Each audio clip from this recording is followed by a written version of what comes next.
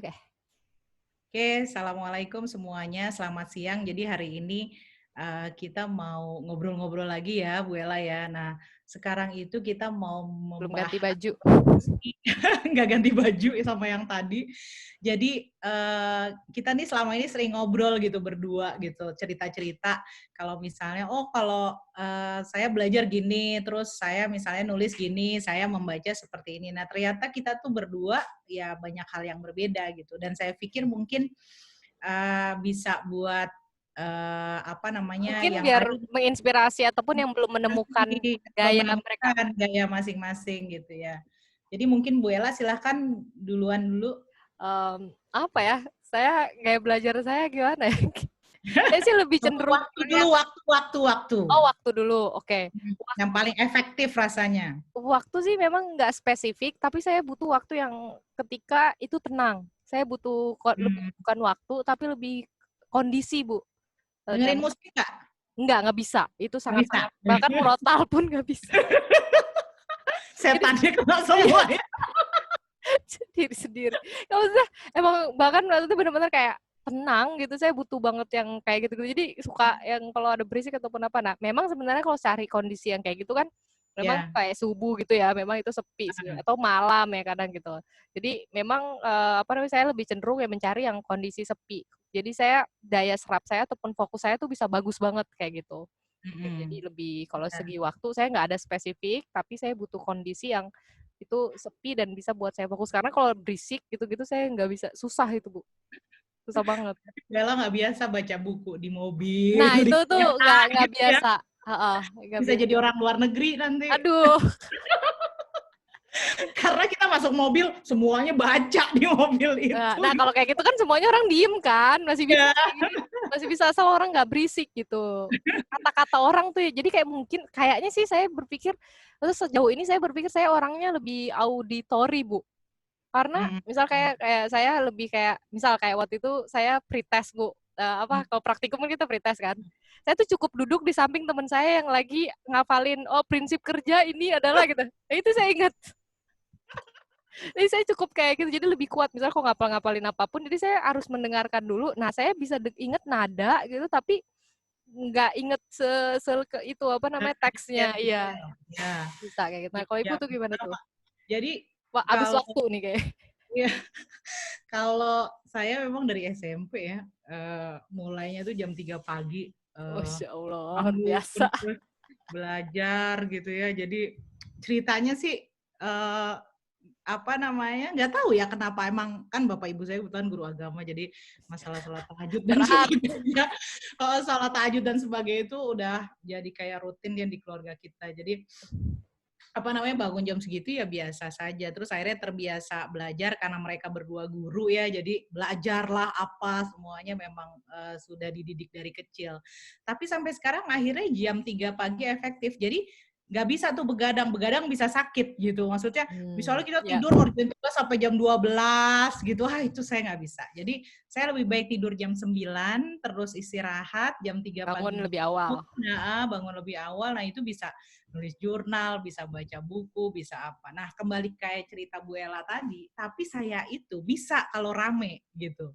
Jadi saya itu bisa sambil dengerin musik ya, dengerin apa aja tuh saya Fokusnya bisa tidak sambil, terganggu ya? ya fokus saya nggak keganggu. Cuma kalau ditanya mana paling efektif, itu paling efektif. Terus tadi kalau Bu Ella cerita audio ya, jadi saya itu paling bisa belajar kalau nulis. Jadi misalnya saya kan bacanya cepet. Jadi kalau misalnya saya bisa baca, dapat idenya apa, terus bikin konsep map, bla bla bla, saya ngegambar itu saya langsung ingat. Jadi artinya adalah ya itu belajar efektif buat saya. Dan ya yang sama-sama kita pelajari ya Bu Ella, rasanya setiap kita kan punya cara efektif masing-masing ya. Jadi Heeh. saya pikir harus tahu nih kira-kira kalau saya efektifnya kapan dan bagaimana Ya ya. benar-benar. Kayak saya karena saya mengidentifikasi diri saya audio, Bu. Jadi saya cocok tuh misal pagi-pagi gitu. Saya dengerin kayak apa Bu, TEDx gitu ya. Itu pakai podcast gitu. Nah, sambil saya nyetrika itu bisa masuk, Bu.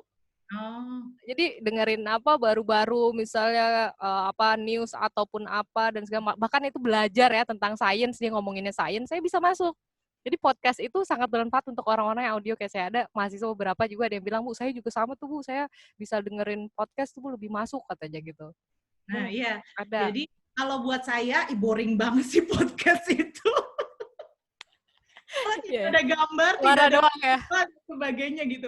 Dan ternyata saya juga salah menjustifikasi kayaknya bikin PowerPoint yang menarik dengan banyak gambar itu, menarik gitu. Padahal buat orang-orang tertentu, bosen banget sih ngelihat gambar. Iya, benar.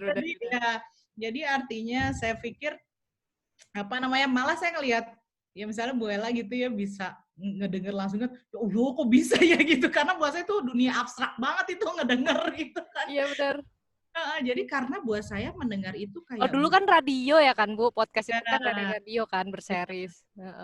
jadi saya itu kalau kayaknya ngelihat orang yang cepat mengingat dengan mendengar gitu ya, buat saya itu kan nggak kelihatan ya, tahu ya suara itu kan nggak kelihatan, kok bisa nangkep sih kalau saya tuh harus ini mana ya tulisannya, terus ini mana ya gambarnya baru bisa masuk gitu. Ya berarti lebih ke visual ya. Tapi kalau belajar organik gitu ya, dulu kan kalau Bu Zul harus ya bahas organik. Iya organik terus nih karena itu adalah the most difficult subject buat saya gitu ya. Nah itu tuh saya harus benar-benar gambar strukturnya, reaksinya. Oh kalau cuma ngafalin reaksi SN1, S1 udah nggak bisa masuk itu. Ya kalau itu beda lah, kayak karakteristiknya beda kayaknya nggak bisa juga. Tapi memang kalau dari secara umum, belajar umum memang kalau misalnya kalau Bu Yul tadi visual lebih mudah kan, kayak kita selalu cerita ya, misalnya Ibu kalau reading itu bisa fast reading banget gitu kan, bisa skimming, scanning cepet. Kalau saya tuh nggak bisa karena saya ngerasa kenapa ya saya kok lama readingnya, karena kayaknya saya dalam diri dia tuh questioning myself gitu loh Bu, kayak ini apa nih, ini siapa nih ininya, ini siapa, jadi kayak saya membaca itu I know that kind of ini, jadi ada orang yang terlalu berpikir kompleks. Nah iya, kayaknya kayak saya harus memenuhi kepuasan diri gitu. Jadi too many question. Jadi ini bahasa Inggris lagi deh hubungannya. Jadi kita kan selalu berpikir karena kita biasa mikir ini reading susah, terus pasti bisa dijawab dengan sekali reading gitu ya. Iya. Kan? Jadi, akhirnya pas membaca reading, kayaknya ini mana nih? Mau ketemu di mana nih? Ketemu di mana? Iya. Ternyata pikiran complicated itu membuat malah kita nggak ketemu sebenarnya jawabannya gitu. Kayak kita kalau ngerjain soal kimia dasar, analitik ya, kadang ngelihat anak-anak, kok mikirnya jauh banget ya, padahal sebenarnya maksudnya pengennya simple aja, basic gitu. Simple aja, basic gitu. Oke, jadi kalau saya itu, terus kalau ini Bu Ella gimana kalau misalnya mengenai menulis? Oke, kalau menulis misalnya ini in term kayak makalah, mungkin kalau mahasiswa tuh kayak makalah, SPS, skripsi penelitian gitu kali ya. Saya misal kalau paper gitu, mungkin Bu Yuli tahu juga, saya tipe orang yang kayaknya agak-agak sistematis sih ya, golongan darah A. Agak-agak sistematis, jadi misal kayak misal saya kalau kita harus menulis itu, saya berpikir saya harus baca ya kan. Dan saya masih menulis, kalau enggak kita karena makanya saya masih orang yang berpikiran bahwa semakin banyak daftar pustaka suatu paper itu semakin bagus karena itu menunjukkan wawasan dia kan sebenarnya, meskipun sebenarnya bisa aja sih kalau dia malas nyari ya. Tapi kalau saya nulis berarti saya harus baca dulu, cari yang relevan, hal-hal yang relevan. Terus saya harus masukkan itu, Bu Yul pernah tahu tuh saya masukin kayak katanya tugas X3 dimasukin ke Excel gitu yang relevan. Terus ketika saya udah urutkan, saya lihat secara garis besarnya, saya tahu saya mau nulis yang mana dulu. Paragraf ini, jadi benar-benar kayak mungkin agak organize ya orangnya ya untuk hal menulis gitu. Ya tapi karena daripada bingung gitu, tapi ya kalau ketika menulis ya emang harus dimulai. Memang ketika menulis itu dia berantakan semacam apa, tapi memang harus plan di awal tuh, kita harus lihat kalau menurut saya, ini saya mau ngomong ini dulu, ini jadi plan awal tuh memang ada, walaupun jelek di tengah-tengah ataupun gimana kan tinggal dikasih dibuat smooth ya gitu. Nah kalau Bu Yuli tuh gimana nulisnya? Nah yang tadi ide nulis aja dulu saya suka tuh, jadi maksudnya memang kita ternyata nulis aja dulu gitu karena tinggal bisa juga cari ya gitu, atau gimana, ada ide lain? Saya orangnya kan perfeksionis banget kalau dalam hal itu ya, jadi gini kan baru nulis satu kalimat, jelek nih kalimatnya, hapus lagi, nulis jelek nih kalimatnya. Akhirnya tuh pernah berjanji, nggak nulis ya gitu. Nah akhirnya setelah berkali-kali belajar begitu, akhirnya saya paham nggak bisa tuh saya kayak gitu-gitu. Perfeksionis tuh nggak bisa dibawa ketika menulis gitu. Nah, akhirnya yang bisa dilakukan adalah nulis aja dulu, kemudian baru kita lihat memperhalus ya tadi belakangan oke. Nah, kalau Bu Ella kerapihan memang pakai Excel segala ya. Nah, saya nggak tahu ya buat pemula dulu ketika saya belajar Itu saya menulis. pemula sih, karena saya ngerasanya saya nggak bisa nih kalau nggak ini. Jadi kayak banyak hal-hal yang nggak boleh dilanggar dalam diri saya gitu loh, Bu. Kayak ada, kamu harus melewati step ini, iya, gitu. Prosedural banget. Iya benar, lebih prosedural benar. Tapi saya tidak memaksakan orang lain untuk seperti saya gitu. Setidaknya kalau saya harus kayak gini dulu supaya ini, dan itu saya puas, Bu. Bahagia. Saya bahagia dengan lakukan itu. Yang udah dicek, masuk. Buat Excel. Ya benar. Jadi kalau saya bisa kelamaan tuh ya kayaknya ya, bilang bagus banget bisa kayak gitu. Karena emang sebenarnya saya meminta mahasiswa saya harus begitu dulu. Karena kan biar mereka, kenapa harus meminta begitu? Tadi yang keywordnya. Anda tidak bisa menulis kalau Anda nggak baca. Gitu kan. Jadi maksudnya mau nulis apaan orang kita nggak punya pengetahuan apa-apa gitu. Pasti akan terasa kalau nggak punya pengetahuan itu nulis balik lagi ke situ, balik lagi benar. Kayak in the loop. Punya pengetahuan tentang isu itu gitu. Jadi nah kalau saya caranya adalah memang sih biasanya idenya ditulis per poin tuh saya biasanya. Saya pendahuluan deduction. Ini masalah data apa butuh, nitek apa butuh, terus ngomong dulu berdasarkan apa yang saya tahu gitu. Tapi itu kan setelah misalnya saya udah baca banyak sebenarnya gitu kan. Ya kalau saya nggak baca juga saya nggak tahu. Oh saya pernah baca data ini. Oh saya pernah. Itu kalau nggak wawasannya luas juga pusing juga udah langsung tulis gitu. Pertama. Nah akhirnya yang saya bisa lakukan dulu pertama kali belajar nulis, misalnya mau nulis jurnal targetnya itu saya baca tuh pola dia nulis, makanya saya senangnya selalu bilang ke mahasiswa, tolong ya cari jurnal bagus, bukan apa-apa, supaya kita belajar gimana tuh seorang author yang baik gitu ya, penulis yang dia mempresentasikan pendahuluan kok bisa sejelas itu ya, kok metode bisa sedetail itu ya gitu, karena itu adalah proses belajar, bukan berarti plagiat ya, tapi dari situ kita bisa melihat bagaimana dia mengkonstruksi. Jadi buat saya untuk menulis ya, ada idenya, ada waktunya, itu the best gitu. Kadang ada ide nggak ada waktu nggak ada ide gitu ya. Jadi kalau kita bilangnya ahad time lah ya, ada waktu, ada ide, kemudian sisanya yang lain ya pointer itu sangat penting. Kalau nggak kita bakal kemana-mana ya. Getting lost. Terus yang lain adalah kualitas reference ya. Saya pikir itu juga harus kita perhatikan ya. Audiens kita mau kemana, kemudian karena tadi yang Bu Ella bilang reference itu menunjukkan kapabilitas seseorang ya dalam tanda kutip ya memang seperti itu. Jadi orang bisa melihat ini orang ngomongin konstruktivisme misalnya atau miskonsepsi gitu ya. Namanya yang kita juga nggak tahu nih dia siapa sebenarnya gitu. Jadi artinya kita bisa tahu juga kedalaman itu gitu. Nah kalau reading tadi ya, kalau baca buku karena saya hobi baca buku, jadi ya sekarang sih udah ada e-book yang bisa kita buka ya. Cuma sekarang ternyata semakin tambah usia, dulu rasanya e-book tuh, aduh exciting banget gitu ya buka e-book. Sekarang ada nggak ya yang buku hard?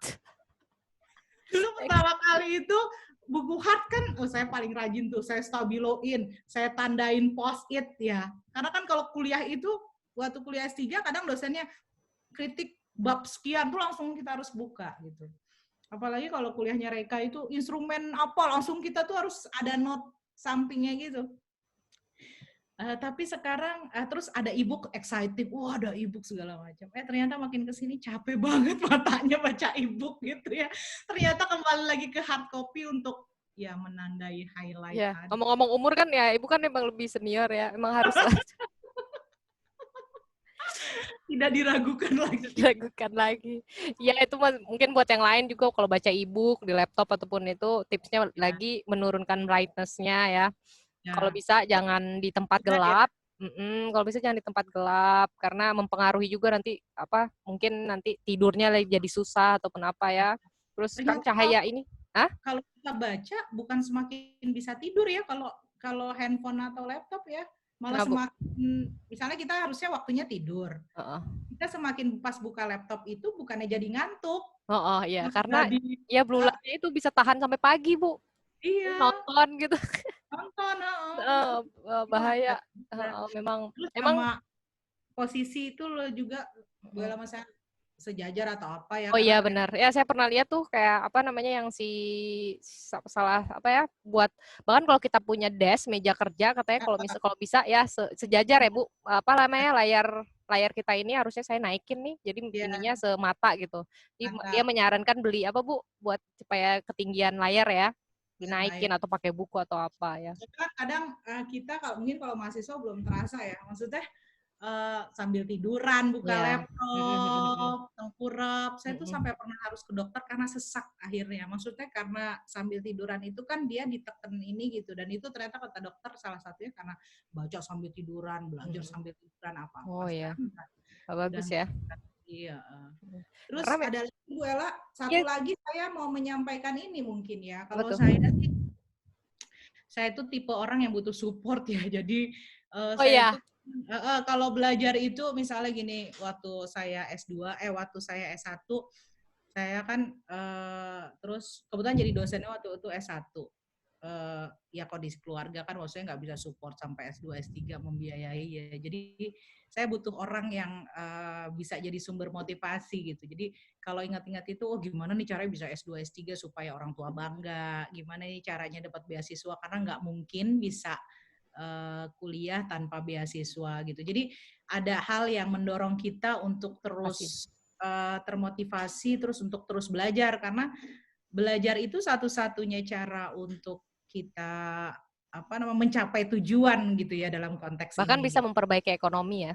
Iya, ternyata dulu sih kayaknya rasanya les privat waktu S1, wah udah cukup lah hidup dengan les privat gitu ya. Tapi ya alhamdulillah, maksudnya ternyata ya kita yang harus menentukan gitu. Kita nggak bisa terus-menerus kuliah nggak selesai, terus kerja aja. Karena dulu dari tingkat 1 saya udah kerja gitu. Jadi nggak bisa tuh ternyata kerja terus, kuliah juga nggak selesai. Pas S2 juga saya sempat kerja, bahkan sampai S3 sama masih kerja gitu. Artinya eh, ya tujuan utamanya bukan kerja loh, tujuan utamanya ya tadi cita-cita. Nah, kembali ke support system tadi, selain ada orang yang memang dia menginspirasi kita, dia adalah sumber motivasi, misalnya orang tua. Kalau saya misalnya suami, anak-anak, karena mereka berkorban untuk nemenin kuliah ya, jadi harus cepat selesai gitu. Nah, satu lagi ada orang yang positive thinking sama orang lain gitu. Saya pikir itu sangat bagus ya. Jadi misalnya saya kayak cerita ke Bu Ella tadi, bercanda-bercanda, aku submit loh ke jurnal Q1 gitu ya. Buat saya itu bicara seperti itu sama Bu Ella itu adalah karena saya tahu Bu Ella tahu perjuangan saya supaya bisa submit itu aja luar biasa gitu. Bisa dapat major revision aja udah prestasi karena biasanya ditolak gitu maksudnya. Nggak berpikir Jadi itu dan obat loh, nggak gitu biasa apa aja. namanya, nah, ada orang-orang yang seperti itu. Jadi setiap kita ketemu dia, jadi setiap orang kan punya posisi masing-masing di hati orang lain ya. Jadi kalau ketemu dia kita bisa curhat masalah keluarga, kalau ketemu dia kita bisa cerita masalah teman kita, kalau ketemu dia kita bisa cerita masalah profesional, Mungkin prestasi dan mahasiswa sebagainya agak gitu. Jadi nggak sampai gitu belum ya, maksudnya mungkin ya, ya, nggak sampai kayak gitu karena mungkin karena kan katanya ada yang tahu semakin kita berumurnya semakin tinggi, orang-orang apa pertemanan itu lingkarannya semakin mengecil katanya gitu kan. nah, jadi nanti akan terasa bahwa yaitu kalau saya belajarnya adalah kita harus punya saringan. Kalau Bu Susi bilang kemarin kita punya lingkaran ya. Lingkaran misalnya lingkaran paling dekat keluarga dekat kita gitu. Lingkaran selanjutnya adalah sahabat. Terus teman-teman itu mungkin berarti teman kerja kita. Mana yang memang dia itu cuma teman kerja gitu. Dia bukan teman kita curhat semuanya ke dia gitu. Jadi ada juga teman yang dia bukan teman kerja kita tapi dialah teman yang kita bisa untuk bisa sharing dan sebagainya. Dan saya pikir kita harus sadar support system itu ya, karena ketika belajar, ketika ingin mencapai sesuatu, orang-orang itu luar biasa peranannya ketika kita jenuh, lelah, dan sebagainya gitu. Ketika nggak termotivasi, ngeliat, yuk kita sama-sama yuk bikin ini, oh iya bener, bikin yuk gitu. Jadi exciting juga. Gimana Bu Ella? Iya, sama sih. Alhamdulillahnya kita punya orang-orang itu ya, Bu. Maksudnya Ya. yang ya maksudnya untuk hal ini ketika saya butuh sesuatu untuk bertanya hal tertentu misalnya gitu ya, entah tentang A, tentang B, tentang keluarga, tentang pekerjaan gitu. Kita punya orang-orang yang meskipun kadang mungkin kita tahu dia responnya akan seperti apa, tapi Ya. kita apa ya, just ask him or her anyway gitu. Maksudnya bener-bener ya udah tanya aja gitu, memang bener-bener pengen tahu dia tuh apa sih responnya gitu. Atau pengen ya kadang sekedar cuman pengen didengerin kan, butuh itu aja gitu. Dan maksudnya dan itu apa namanya membantu kita sekali dalam apa dalam hal mungkin kalau kita bahas yang tema kemarin tuh kewarasan kita gitu. Itu Ya. sangat apa ya membantu keberlangsungan apa ya tadi kalau kita bahas tentang belajar ke apa ya keberlangsungan supaya semangat belajar kita terus apa ya Bu keep up gitu maksudnya bener-bener ya kan. Iya, karena memang nggak bisa, kita bukan orang yang idealis ya, yang terus-menerus. Idealis dalam arti Bisa terus semangat, sendiri ya bisa terus sendiri, semangat, nggak mungkin. Jadi ada kalanya kita memang jatuh, kita drop. Jadi ada kalanya memang berhenti sejenak untuk berlari, bukan iya berhenti sejenak terus berhenti selamanya gitu. Jadi, dan kadang nggak bisa bangkit dengan diri sendiri, harus ada orang lain yang harus kita, ya itu ya, harus kita andalkan dalam tanda kutip ya. Jadi maksudnya, jadi orang-orang sekeliling kita yang baik itu adalah artinya ketika dia ngelihat kita drop, dia pasti adalah orang-orang yang support kita gitu. Nah, itu akan terlihat ketika kita dalam kondisi ya drop tadi ya. Orang-orang yang emang, oh ternyata orang itu memang bisa kita andalkan. Oh ternyata memang kita bisa tahu bagaimana, maksudnya ya tadi ya, dia memang positive thinking, dia tulus, memang dia sama kita, ya itulah relationship yang udah dibangun gitu. Jadi saya pikir itu hal yang ya termasuk rezeki lah ya, ya termasuk banget itu. ya yang Allah berikan lah gitu. Hmm. Ada lagi Bu Ella? Nah, Oh, yang terakhir memang harus don't give up ya. Jadi kalau apa yang Anda alami itu susah-susahnya itu, aduh ya Allah banyak sekali yang kesulitan ya. Kalau saya ibaratnya dulu kuliah S2 melahirkan satu anak, S3 melahirkan satu anak, dua-duanya sesar gitu ya. Kuliah sambil perut besar, laptop pada di atas perut tuh udah pernah gitu ya. Terus anak sakit bawa ke kelas udah pernah. Jadi artinya ya setiap orang punya perjuangannya iya masing-masing. betul. Dikasihnya itu ya memang karena sanggup berjuang, kalau enggak juga pasti nggak bisa gitu. Dan Jadi itu jadi cerita ya. jadi cerita, jadi diinget-inget juga tuh bawa-bawa bayi ke kelas gitu ya. Jadi saya pikir ya harus tetap itulah senantiasa bersyukur, terus harus tetap termotivasi untuk terus bergerak gitu. Ya hidup cuma sebentar, jadi kalau kita nggak buat yang terbaik untuk diri kita, terus sama orang lain, ya at least ketika nanti kita nggak ada gitu ya, orang mengenang kita bukan dia mah gampang banget nyerah gitu ya, atau Ya. dia orang yang suka memberi ya kepada orang lain, oh dia tuh orang yang amanah. At least orang mengingat kita adalah hal-hal yang memang itu karakteristik kita, bukan ingin dilihat orang, tapi maksudnya kalau udah jadi karakter tuh orang pasti ngomongnya tuh hal yang kurang lebih sama mengenai hal itu, karena memang itulah kita bukan orang lain gitu. Oke, gimana Bu Ella? Ada lagi? Cukup? Cukup. Ya, itu saja ya, alhamdulillah. Jadi kali ini kami ada 2 hal yang bisa didiskusikan ya.